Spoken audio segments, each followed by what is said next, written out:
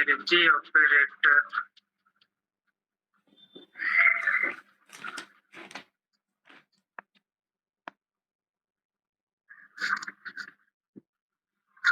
तो पहले momentum operator ये सब यूज हम लोग किए सेपरेट से है मोमेंटम ऑपरेटर।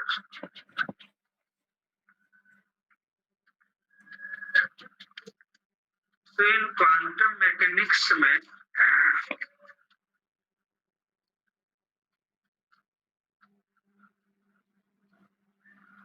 क्लासिकल वैल्यू को कॉन्साइड करने के लिए ऑपरेटर बनाया गया।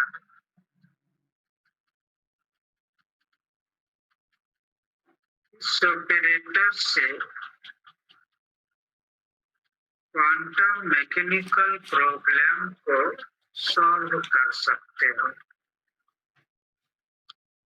तो मोमेंटम ऑपरेटर के लिए क्वांटाइज्ड कोएफिशिएंट लेकर के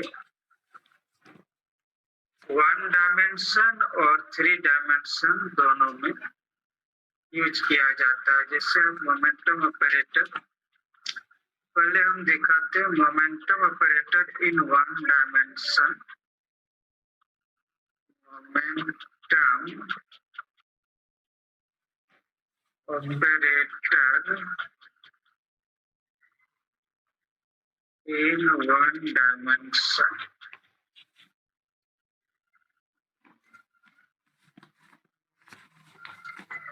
तो ये 1 डायमेंशन में यानी जैसे हम सिंपल मोमेंटम p लिखते हैं तो x, y और z एक्सिस में इसको px लिखेंगे।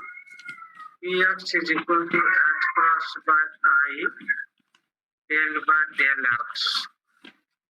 py इज इक्वल टू इसी तरह हम यूज करके बता चुके हैं h cross by i del by del y and pz is equal to h cross by I del by del z। तो 1 डायमेंशन में हम लोग इस तरह से मोमेंटम ऑपरेटर को यूज करते हैं। हालांकि इसको आगे बढ़ा सकते हैं, जैसे h क्रॉस बाय I के जगह यदि I से मल्टीप्लाई करोगे तो यहाँ पर हो जाएगा minus I h cross del by del x हो जाएगा। इसी तरह से यहाँ हो जाएगा minus i h cross del by del y और यहाँ हो जाएगा minus i h cross del by del z. ये आपको मैंने दिखाया मोमेंटम 1 डायमेंशन। नीतीश अभी जोड़े हो साजिद और पुण्य जुड़ता है। ऑनलाइन में देखो जो भी जोड़ते हो कंटिन्यूटी वर्क हो जो होता है पे भी करो, जो लोग नहीं किए हो। मैं कह रहा था मोमेंटम ऑपरेटर, तो मोमेंटम ऑपरेटर 1 डायमेंशन में जैसे एक्स एक्सिस में px लिखते हो तो इसका h cross by i del by del x।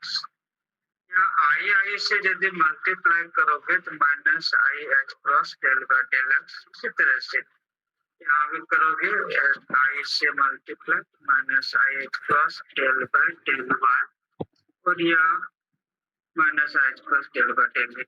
3 dimension में यदि हम इसको बढ़ाते हैं 3 डायमेंशन in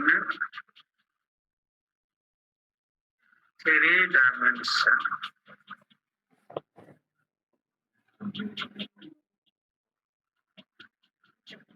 तो 3 डायमेंशन में मोमेंटम को हम लोग लिखते हैं p is equal to h cross by i del operator लगा देते हैं।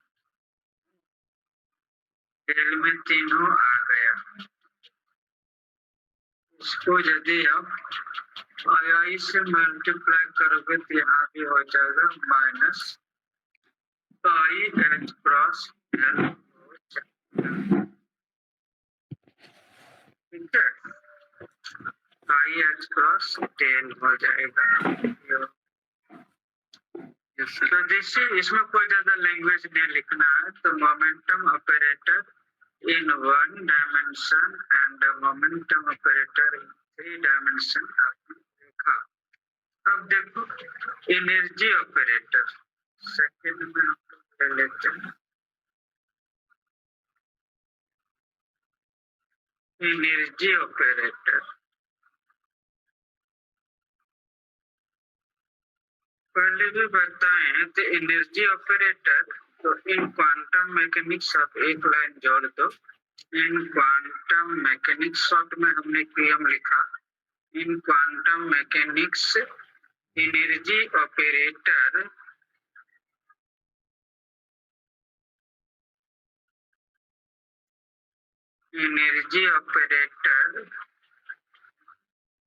is given by E is equal to, इससे आप कह सकते हैं i h cross del by del t. ये एनर्जी ऑपरेटर। जैसे हम एक ऑपरेट करके दिखाते हैं, जैसे हैमिल्टनियन के हाल के हैमिल्टनियन का भी ऑपरेटर होता है। हैमिल्टनियन इसे भी दिया नहीं है, हैमिल्टनियन ऑपरेटर भी होता है। तो हम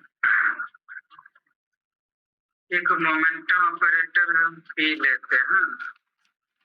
पी को वेव फंक्शन साइज से मल्टीप्लाई करते हैं तो जो भी देगा, ये मान लो कुछ एनर्जी आइगन वैल्यू देगा, उसको हम लैम्डा कर रहे हैं, lambda size. Wave function change नहीं होता। पी को अब हम लोग ऑपरेटर के साथ यदि लिखना चाहें तो पी हो गया आपका माइनस आई एच क्रॉस। यदि वन डायमेंशन में लिखना चाहो तो del psi by del x, और इधर हो जाएगा लैम्डा साई।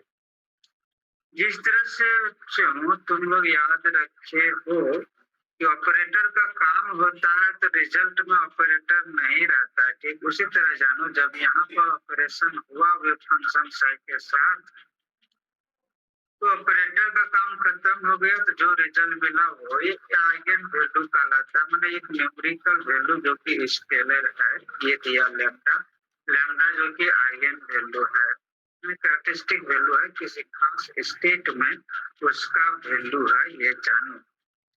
जैसे हम कहेंगे ना कि 2 + 2 कितना हो गया, तो +2 कहाँ गया, +8 करने में चला गया। ठीक उसी तरह से वेव फंक्शन तक ऑपरेट करने तक ऑपरेटर रहता है, इसके बाद रिजल्ट में ऑपरेटर खत्म हो जाता है। इन 3 डायमेंशन में यदि हम लोग लेते हैं तो हम लोग इसको ऐसे लिखते एंड क्या लिखे, minus i h cross del psi is equal to lambda psi, ऐसे लिखा था 3 डायमेंशन में। तो इस तरह से हम लोग ऑपरेट करेंगे ऑपरेटर को, जहां पर यूज पड़ेगा वहां पर देंगे। जैसे जब एनर्जी को यदि आप ऐसे लिखते हो, इफ यू राइट, अभी हम लोग किए थे एनर्जी, काइनेटिक एनर्जी की formula is equal to P² / 2m होता है ना। इसको यदि ऑपरेटर फॉर्म में लिखा जाए तो यहाँ हो जाएगा i h cross del by del t, और ये हो जाएगा 1/2m को बाहर कर दो, यहाँ माइनस आई एच क्रॉस, चलो डेल में ले लिए, डेल में तो डेल हो गया स्क्वायर। इस तरह से यहाँ हो जाता है i h cross del by del t is equal to यहाँ 1/2m, और माइनस माइनस प्लस हो जाएगा तो आई स्क्वायर हो जाएगा, तो आई स्क्वायर का वैल्यू माइनस, तो यहाँ माइनस हो जाएगा H cross square by 2m और ये डेल स्क्वायर। ठीक ठीक है।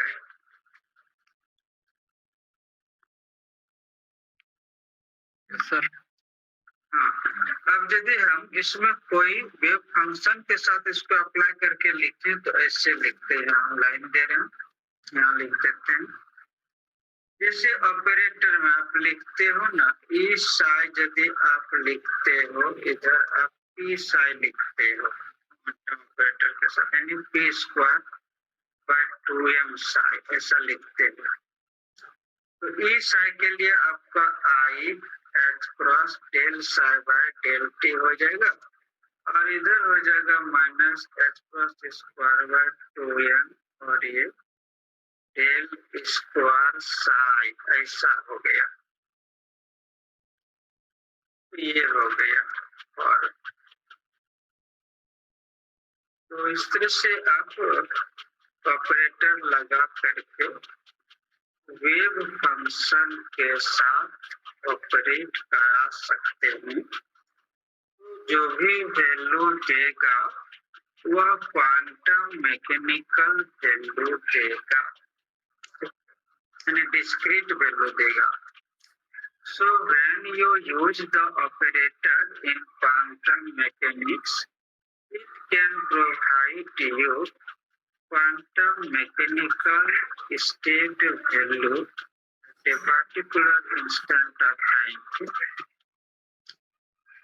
चलो तब यहाँ तक हो गया, सब कोई देखा? Yes sir. नेक्स्ट हम लोग आते हैं।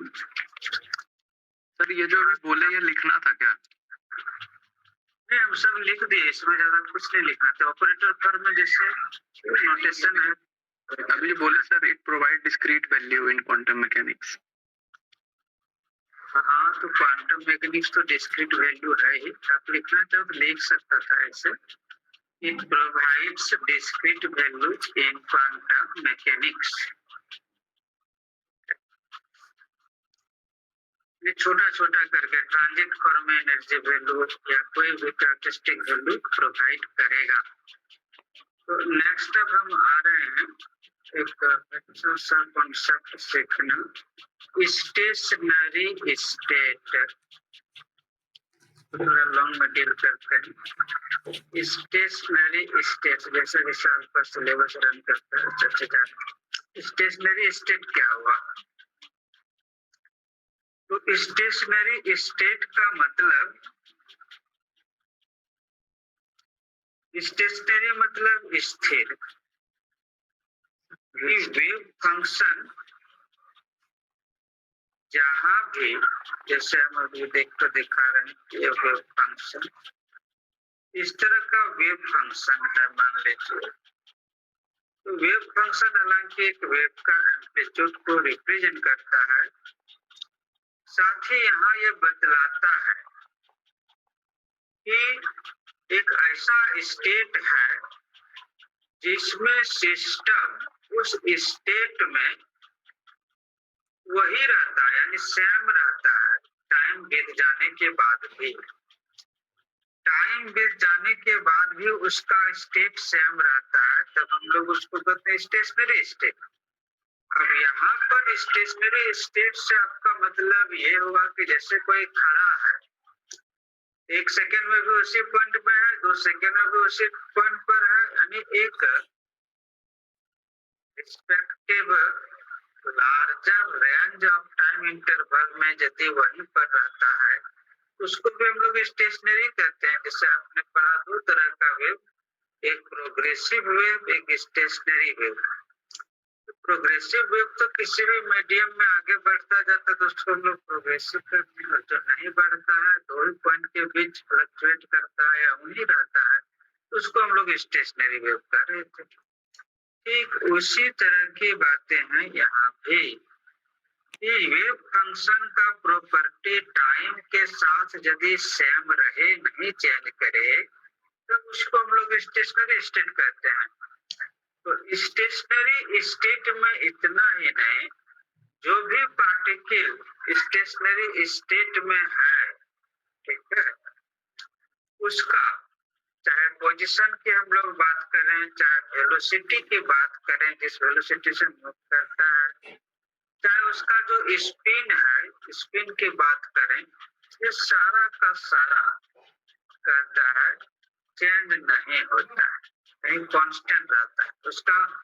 यहाँ तक कि प्रोबेबिलिटी डेंसिटी यानी प्रोबेबिलिटी जो बात करना हम लोग चाहते हैं कि electron has some characteristic function or its probability to be found within a wave region, तो ये सब वहीं पर बना रहेगा। यानी जो प्रोबेबिलिटी आप व्यक्त करेंगे, जैसे आपको कहा जाए कि 4 से 5 में आप कहाँ रहेंगे, यदि आप एज यूजुअल यदि वहीं पर रहते हैं, घर में रहते हैं, तो आपका कांस्टेंट प्रोबेबिलिटी। तो कांस्टेंट प्रोबेबिलिटी आपकी स्टेशनरी स्टेट को रिप्रेजेंट करता है। स्टेशनरी मतलब जो वेव का पोजीशन है टाइम के साथ, टाइम कोऑर्डिनेट के साथ या फिर कार्टेशियन कोऑर्डिनेट के रिस्पेक्ट में वहीं पर रहेगा। इस रिस्पेक्ट में इसका probability density, velocity, position, spin सारा का सारा कांस्टेंट रहेगा, तब उसको हम लोग स्टेशनरी कहेंगे। तो थोड़ा सा इसको हम डिफाइन करा देते हैं। लिखिए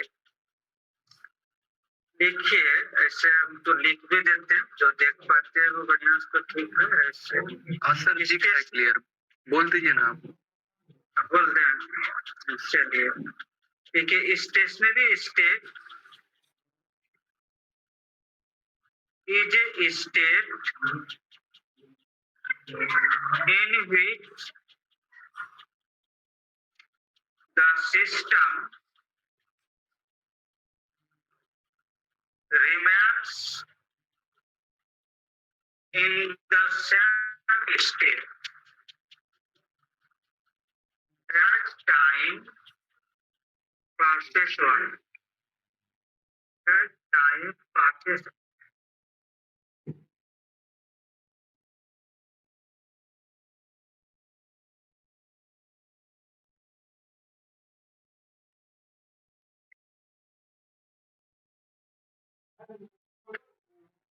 सर ही निकल गए। बोलो भाई तुम्हारा थोड़ा मुंडी नीचे नाम बदल गया, वो सिर्फ ये रखा है।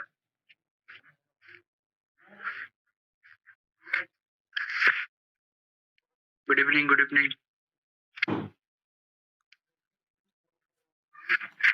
बुक रिन्यूअल करवाया है? कल कराएंगे, कल आ रहा है कॉलेज ना। कल तो भोज है यार। भोजे खाओ तुमरे।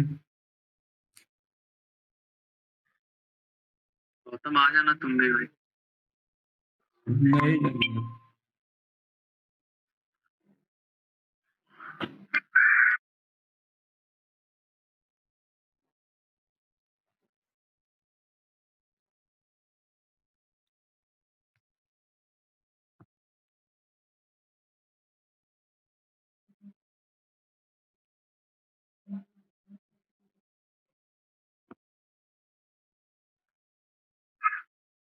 सर आपका माइक ऑफ है।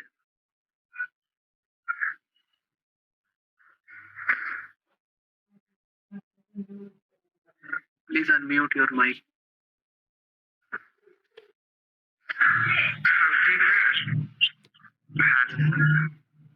पासेस ऑन तक सर आप बोले थे, as time passes on. Passes on full stop दे दो। इसके बाद in stationary state the particle has a constant probability distribution. Constant probability distribution.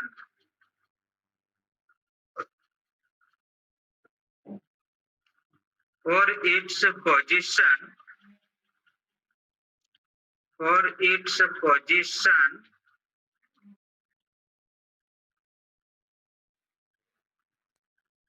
velocity and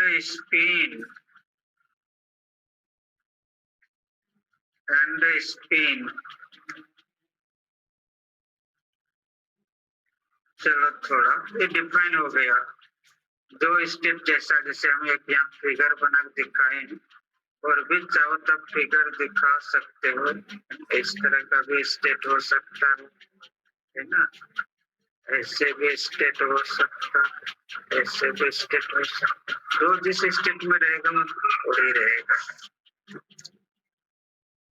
तो हम डील करते हैं थोड़ा स्टेशनरी स्टेट में इसका सॉल्यूशन के लिए। तो श्रोडिंगर इक्वेशन आपको याद है, उसका हम लोग यूज करेंगे और देखते हैं, है ना। तो थोड़ा सा मेरे साथ भी आपको थोड़ा जहाँ जरूरत पड़ेगा लिखोगे, है ना। The stationary state solution, the stationery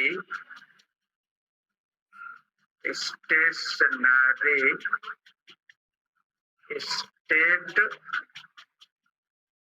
solution may be obtained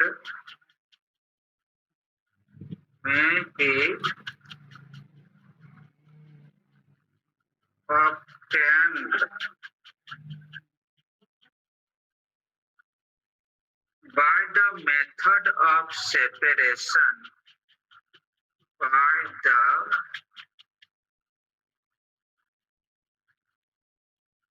method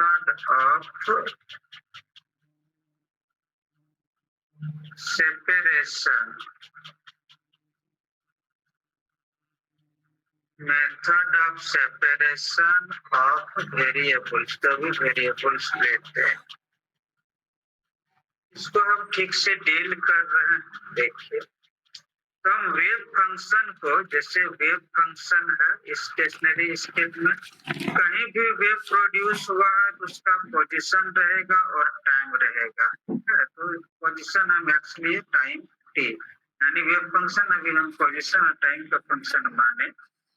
इसको सेपरेट करते हैं पोजीशन और टाइम को, ठीक है। पोजीशन के फंक्शन में हम लोग साई एक्स लिखे, और टाइम को, क्योंकि टाइम भी लग रहा है इसमें, टाइम टी लिखे। कितना टाइम लगा उस वेव को वहां प्रोड्यूस होने में, उस टाइम को हम लोग कैलकुलेट कर सकते हैं। तो इसको हम इक्वेशन 1 देके रख देते हैं। तो आइए, तो श्रोडिंगर वेव इक्वेशन हम लोग पहले पढ़ चुके हैं, उसको हम लोग यूज करते हैं, है ना। क्योंकि यहाँ पर अभी हम time dependent Schrodinger wave equation ले रहे हैं, ठीक है। तो Schrodinger wave equation, start you now. Schrodinger wave equation, short में हम WE कर देते हैं इक्वेशन, आप फुल लिखिए वेव इक्वेशन। तो क्या है, आप सभी को याद है, पढ़े हो, माइनस अभी भी निकाले थे h cross square by 2m d2 psi, wave function xt हम लोग लिए हैं, एक्स स्क्वायर 1 डायमेंशन में चलते हैं। पोटेंशियल एनर्जी भी लिखता है, psi xt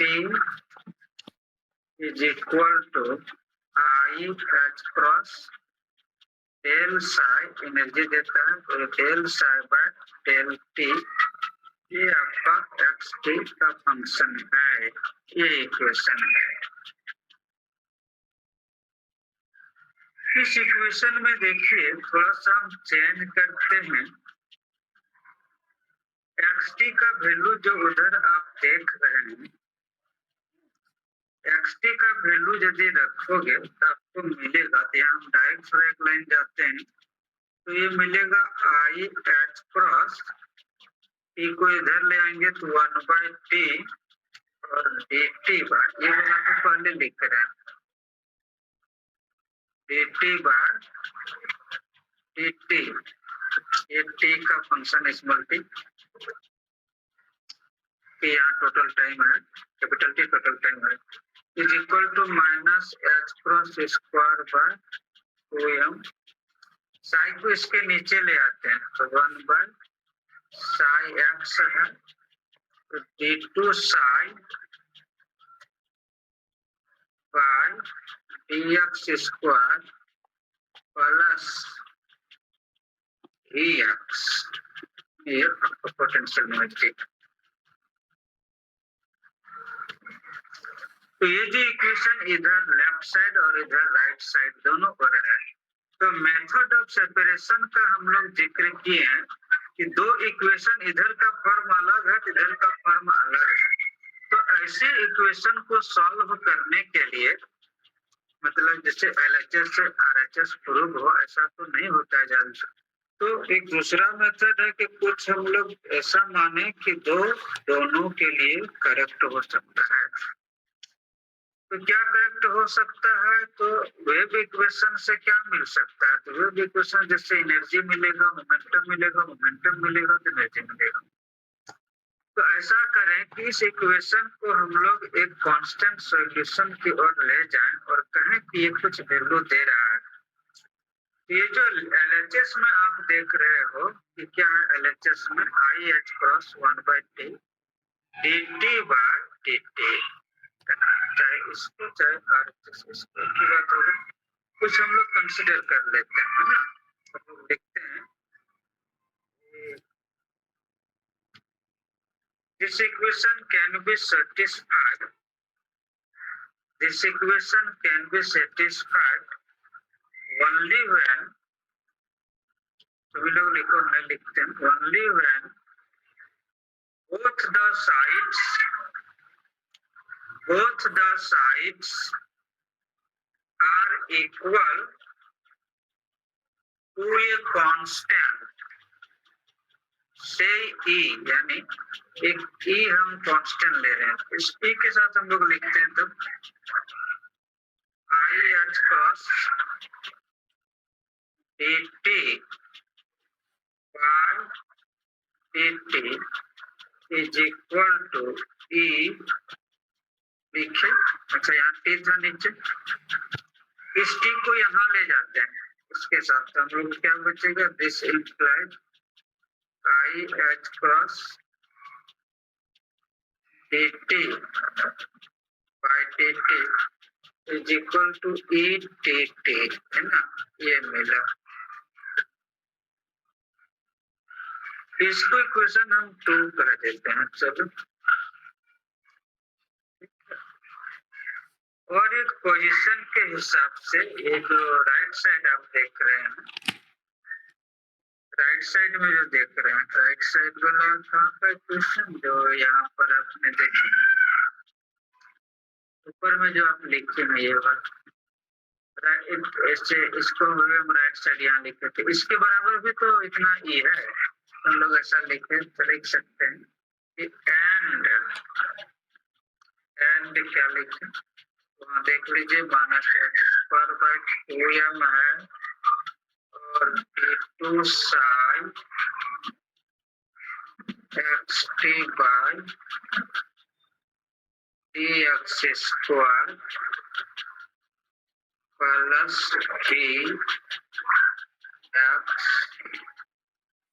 Sai x is equal to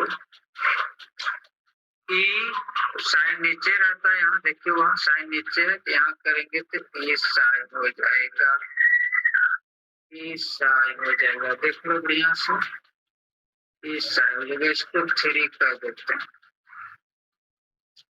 अब इक्वेशन 2 से हम लोग सॉल्यूशन निकालते हैं ना, इससे दिमाग लगेगा। तो अभी सेकेंड ऑर्डर डिफरेंशियल इक्वेशन का सॉल्यूशन हम पहले पढ़ाए थे शायद सेमेस्टर 2 या 1 में, सेकेंड ऑर्डर डिफरेंशियल इक्वेशन है ना। तो ऐसे करो, from equation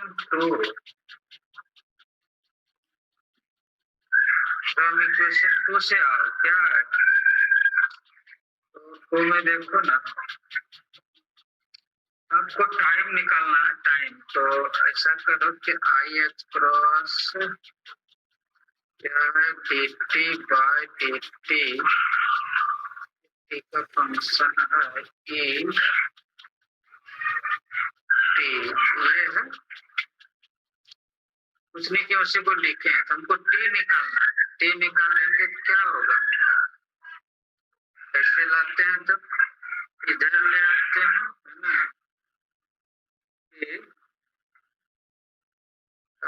D t by d t is equal to ई।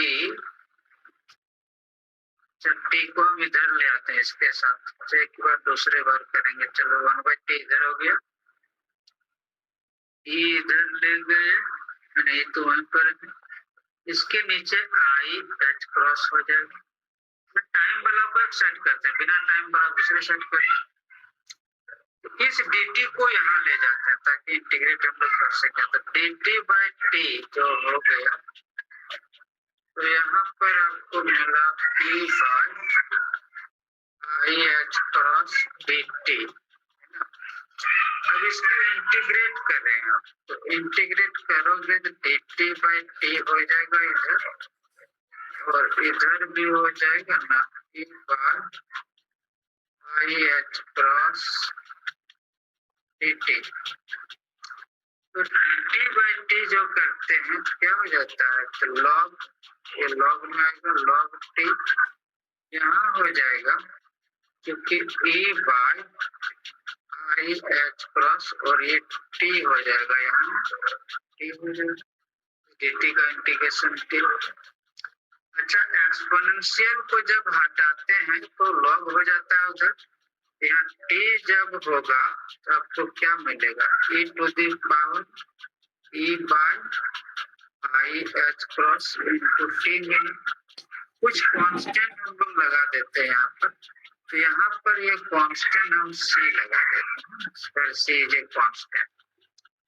और यू में right here now p is equal to c तो हुआ ही। अच्छा, इस आई को यदि एक बार यहाँ मल्टीप्लाई कर दें तो minus I by H cross होगा 80। तो ये हो गया आपका इसका सॉल्यूशन, इसका सॉल्यूशन हो गया ये। तो ये आपका सॉल्यूशन हुआ। इस इक्वेशन को हम ऐसे, कितना था, कितना हुआ उधर, हुआ था 3 का।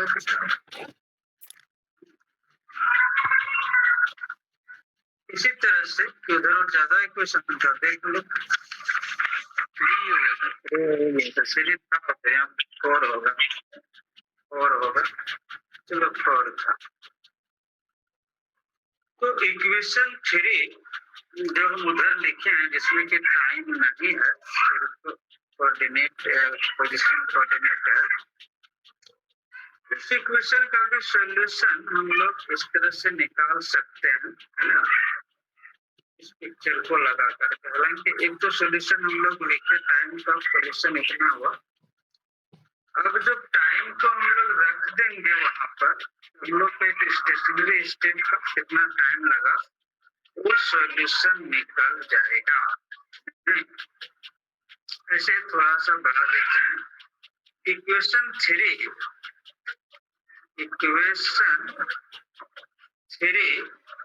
Is time independent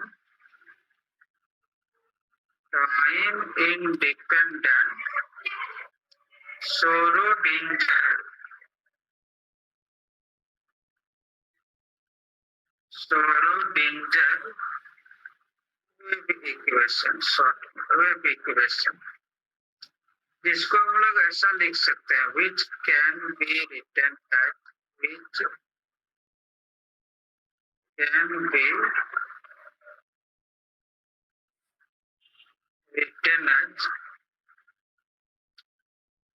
psi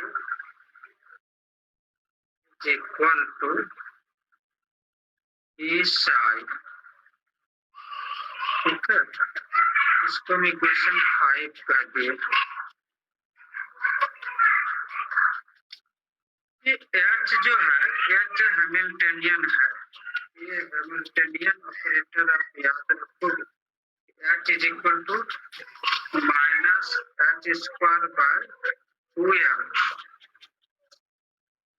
d square by dx square plus vx,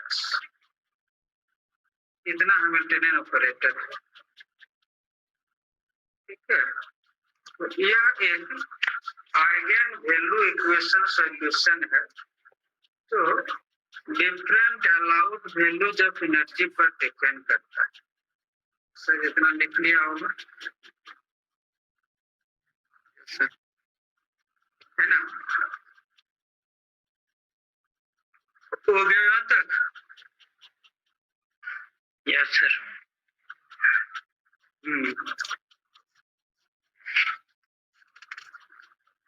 तो इसमें क्या दिखाना है कि it is an eigen value equation. Eigen मतलब खास करो, it is an eigen value equation solution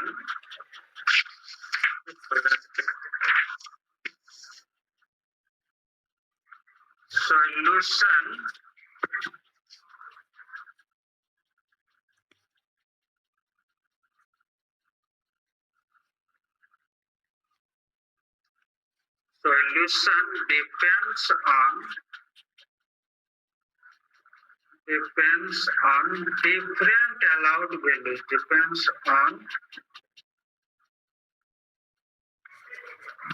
different allowed values. Okay. Different allowed values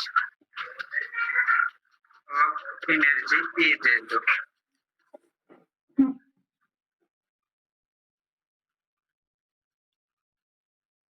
E that is discrete, different allowed value हुआ तो ग्रुप करके हो, एक करके हो, that is आप कर सकते हो discrete, कंटिन्यू नहीं है। तब सॉल्यूशन जो इक्वेशन 1 से हम लोग लेकर के चले, देयरफॉर सॉल्यूशन से इसको नहीं भी एंट्री कराते तो था solution of equation 1 psi xt is equal to psi x था ही आपको जहां से लिए थे, और t का वैल्यू अभी हम लोग निकाले। t का वैल्यू क्या निकाले? e to the power minus i e t by h plus, ये सॉल्यूशन है ना। एंड इसको कितना कहोगे? इक्वेशन बोल दो कुछ, 6 आप लोग बोल दोगे 6 कर दो, ठीक है।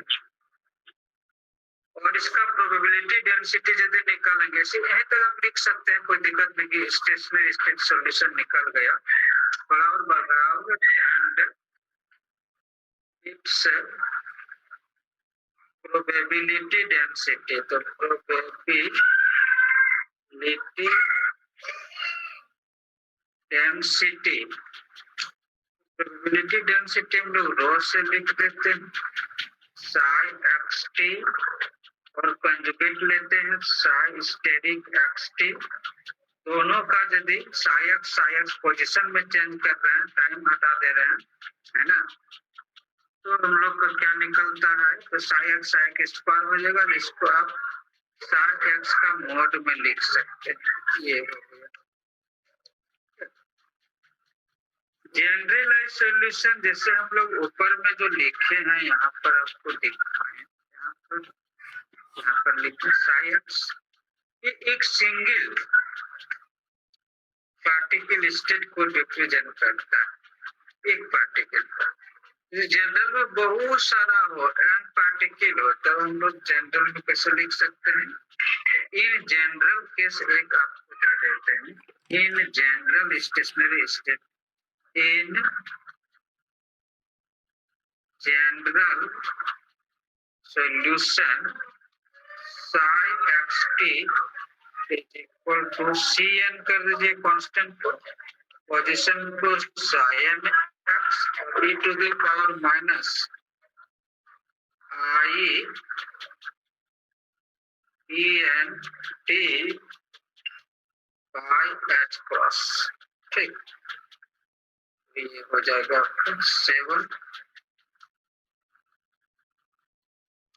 तो this is the stationary state solution, इतना ही निकालना है।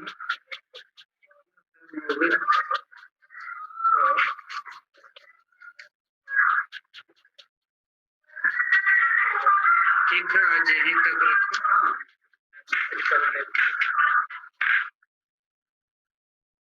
ठीक है। Yes sir. Yes sir. इसको पूरा करो, बढ़िया से फेयर करो, हाँ दिक्कत होगा फिर करना।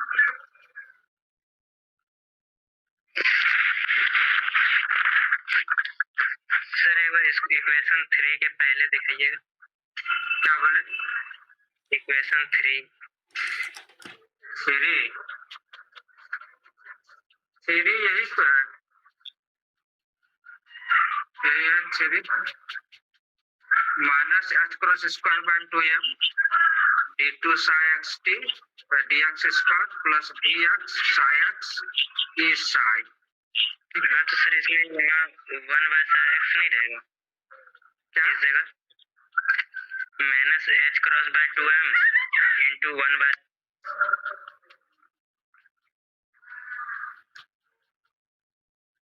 साई को इधर ले गए ना, इधर यदि आते तो बाय रहता, इधर ले आए ई के साथ, ई के साथ ये मल्टीप्लाई हो गया। यस सर देखिए। ठीक ठीक, यस ठीक।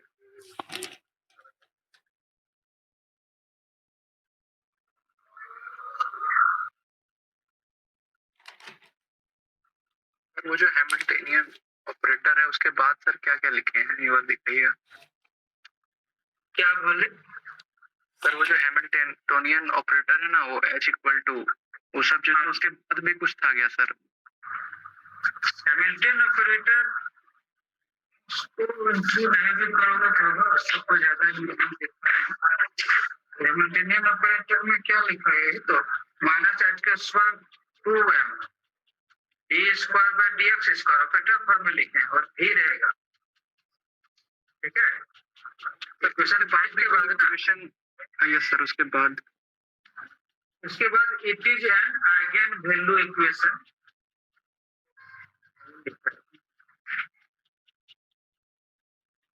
ठीक है, इक्वेशन ठीक है sir. Solution depends and allowed value. Yes हो गया थैंक यू।